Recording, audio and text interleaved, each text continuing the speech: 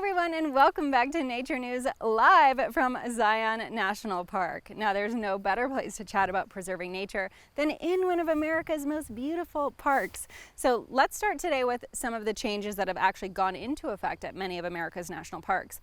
There are new ticketing systems and new shuttle service systems at a lot of the parks, and this is to control the rise of visitors, traffic, and air pollution coming in and out of the park.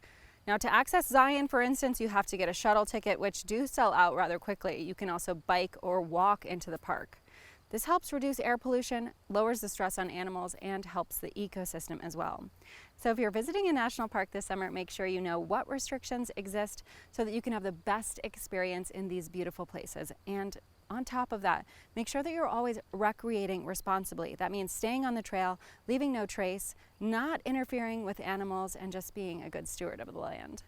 Now, there have been some new updates in the delisting of wolves in the United States. If you remember, they were removed from protections in January, and now a new bill in Idaho actually seeks to decimate its wolf population. Currently, there are about 1,500 wolves in Idaho, but the state wants to limit its population to about 15 packs, which could be as little as 150 wolves. That means 1,000 will die. Now, hundreds of wolves have already been killed across multiple states in the United States this year, and it seems there's no slowing down. Wolves are imperative to creating healthy ecosystems, rewilding the land, and keeping other herbivores in check. Now, African elephants are also now on the endangered species list, being moved from vulnerable to endangered after poaching and deaths have increased. And over in Arizona, a happy news, a new jaguar sighting near the Arizona-Mexico border actually gives experts hope.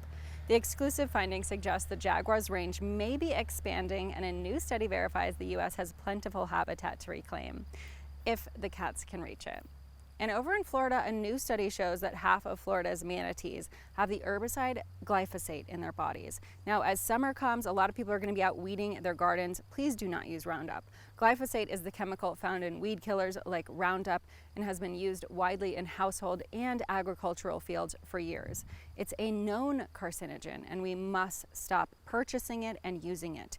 There are plenty of other ways to control weeds that don't cause harm to ourselves or our wild creatures.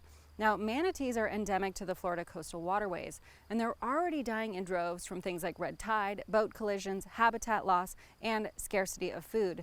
This is the last thing they need. Now, more than 500 manatees have already died in 2021. You can help stop further pollution right now by discontinuing any use of herbicides like these, asking your local farms in Florida to stop using them as well, and helping by replanting mangroves and other seagrasses back into the manatee habitat that can help protect this fragile ecosystem. Now, this brings me to another issue, and that is nitrogen pollution. Now, surplus nitrogen from farm fertilizer contaminates drinking water, it creates dead zones, and it contributes to climate change. Nitrogen pollution is one of agriculture's biggest and most intraceable problems.